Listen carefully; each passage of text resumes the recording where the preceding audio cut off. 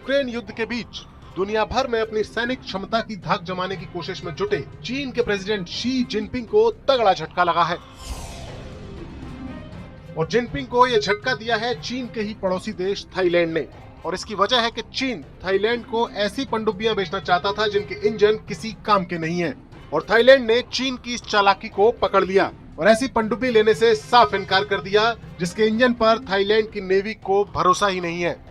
दरअसल चीन ने थाईलैंड के साथ 3 पनडुब्बियां बेचने की डील की थी और इसके तहत थाईलैंड को 11 किस्तों में चीन को $1.16 बिलियन देने थे।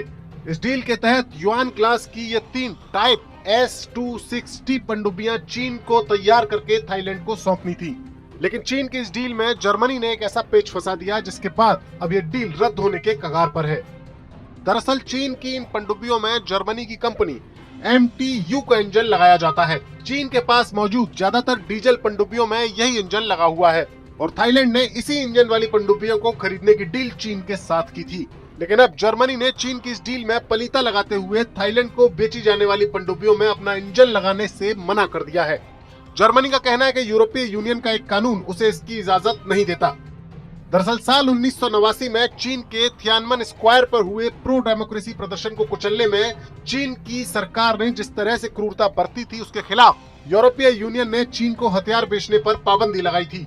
हालांकि उसके बावजूद जर्मनी चीन को ऐसे ताकतवर इंजन की सप्लाई कर रहा था, लेकिन अब उसने ये इंजन देने से इनकार कर दिया है। जर्मनी से मिले झटके के बाद चीन ने कोशिश की कि वो थाईलैंड को जर्मनी के इंजन की बजाय चीन के ही इंजन MWM 620 को लगाकर पनडुब्बी बेच दे, लेकिन थाईलैंड को चीन की ये चालाकी मंजूर नहीं है। हाल ही में थाईलैंड के प्रधानमंत्री प्रयुत चान-ओ-चा ने साफ कर दिया कि हम ऐसी पनडुब्बियों को लेकर क्या करेंगे जिनमें इंजन ही नहीं हो। थाईलैंड के पीएम के बयान से साफ है कि उन्हें चीनी इंजन पर बिल्कुल भी भरोसा नहीं है। दरअसल किसी भी पनडुब्बी की ताकत में सबसे अहम रोल उसके इंजन का ही होता है, यानी जर्मनी के इंजन के बिना चीनी पनडुब्बियां किसी काम की नहीं है। जर्मनी का चीन को इंजन न देने का फैसला ये संकेत देता है कि चाइनीज नेवी के जरिए दुनिया को डराने की जिनपिंग की कोशिश कितनी खोखली है।